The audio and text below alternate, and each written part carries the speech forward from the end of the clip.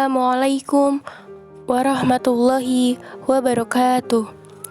Alhamdulillahirabbil alamin wabihi nasta'in wa ala umri dunya waddin. Assalatu wassalamu ala asyrafil anbiya'i wal mursalin wa ala alihi wa sahbihi ajma'in. Amma ba'du. Perkenalkanlah, nama saya Dia Aulia, mahasiswi Institut Agama Islam Bunga Bangsa Cirebon, Fakultas Tarbiyah, Program Studi Pendidikan Islam Anak Usia Dini semester 4. Pada kesempatan kali ini, saya perwakilan dari kelompok 3 akan menyampaikan sebuah makalah yang telah disusun oleh kelompok kami, yaitu saya sendiri, Dia Aulia, dan rekan saya Animatun Musyada dan juga Megawati. Tugas ini disusun untuk memenuhi tugas mata kuliah Hadis Tarbawi yang diampu oleh Bapak Muhammad Mizan Syahroni, MAG. Untuk memulai pemaparan materi kali ini, mari kita mulai dengan bacaan basmalah.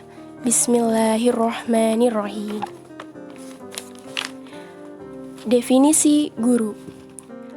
Pendidik menurut Islam adalah siapa saja yang bertanggung jawab terhadap semua aspek yang ada dalam anak pendidikan. Dalam Islam, orang yang pertama bertanggung jawab adalah ayah dan ibu atau kedua orang tuanya. Namun, dalam lingkungan formalitas, seiring dengan berkembangnya dan kemajuan zaman, guru adalah orang tua setelah lingkungan keluarga dan yang bertugas pada pihak lembaga pendidikan. Guru dalam Kamus Besar Bahasa Indonesia berarti orang yang pekerjaannya atau mata pencahariannya, profesinya mengajar.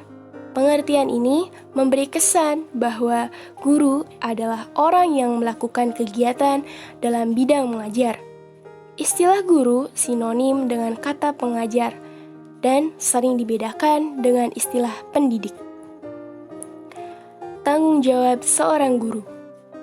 Tugas dan tanggung jawab guru adalah mendidik dengan berbagai dimensi aplikasinya, dengan orientasi utama mengembangkan kecerdasan yang ada dalam diri setiap peserta didiknya, agar peserta didik dapat tumbuh menjadi manusia yang cerdas dan siap menghadapi segala tantangan di masa depan. Tanggung jawab guru yang kesatu yaitu tanggung jawab moral, bahwa setiap guru harus mampu menghayati perilaku dan etika yang sesuai dengan moral Pancasila dan mengamalkannya dalam pergaulan sehari-hari. Tanggung jawab yang kedua yakni dalam pendidikan di sekolah, bahwa setiap guru harus menguasai cara belajar mengajar yang efektif, mampu mengembangkan kurikulum, silabus, dan rencana pelaksanaan pembelajaran. Melaksanakan pembelajaran yang efektif menjadi model bagi peserta didik, memberikan nasihat, melaksanakan evaluasi hasil belajar, dan mengembangkan peserta didik. Tanggung jawab yang ketiga yakni dalam bidang kemasyarakatan, bahwa setiap guru harus turut serta mensukseskan pembangunan yang harus kompeten dalam membimbing, mengabdi, dan melayani masyarakat.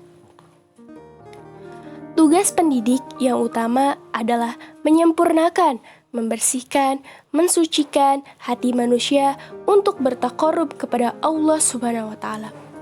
Yakni yang pertama adalah merencanakan pembelajaran, yang kedua meningkatkan dan mengembangkan kualifikasi akademik, yang ketiga bertindak objektif dan tidak diskriminatif, yang keempat menjunjung tinggi peraturan perundang-undangan hukum dan kode etik guru, dan yang kelima memelihara dan memupuk persatuan dan kesatuan bangsa.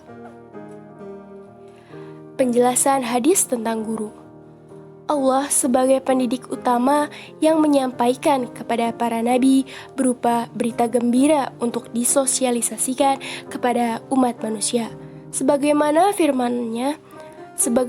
dalam firman-Nya yang artinya, dan Dia mengajarkan kepada Adam nama-nama benda-benda seluruhnya. kemudian mengemukakannya kepada para malaikat lalu berfirman, "Sebutkanlah kepadaku nama benda-benda itu jika kamu memang benar-benar orang yang benar." Quran Surat Al-Baqarah ayat ke-31. Ayat di atas dengan jelas bahwa Allah mengajar Nabi Adam, kemudian di ayat yang lain Allah mendidik manusia dengan perantaraan tulis baca, yang artinya Dia mengajarkan kepada manusia apa yang tidak diketahuinya. Quran Surat Al-Alaq ayat ke-5. Kesimpulannya, pendidik dalam Islam adalah siapa saja yang bertanggung jawab terhadap semua aspek yang ada dalam anak didik. Dalam Islam, orang yang pertama bertanggung jawab adalah ayah dan ibu atau orang tua. Tapi, seiring dengan berkembangnya dan kemajuan zaman, tugas itu diserahkan kepada pihak lembaga pendidikan yang bertugas sebagai pendidik kedua setelah orang tua. Dan pada intinya, baik orang tua maupun tenaga pendidik adalah pembimbing anak didik dalam perkembangan jasmani dan rohaninya agar mencapai tujuan pendidikan yang sesuai dengan kodratnya sebagai manusia, yakni menjadi insan kamil.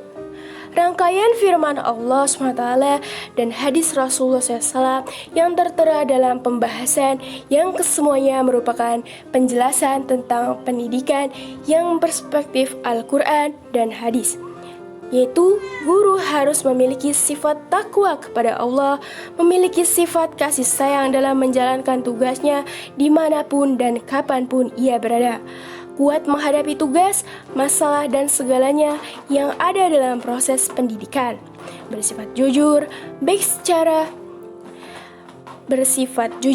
baik kepada anak didiknya, seluruh penduduk sekolah, dan orang lain. Dengan demikian, guru mempunyai tugas yang tidak ringan seperti mengajar atau menyampaikan ilmu.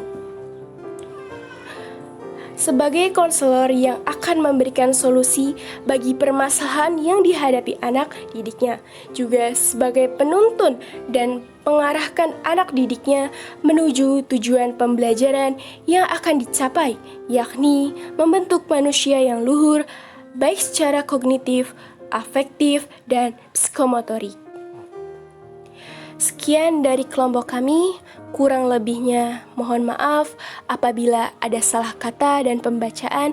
Kita tutup dengan doa kifarat majelis. Subhanallah wa bihamdihi, subhanallah wa bihamdika, asyhadu alla ilaha anta, astaghfiruka wa atubu ilaih.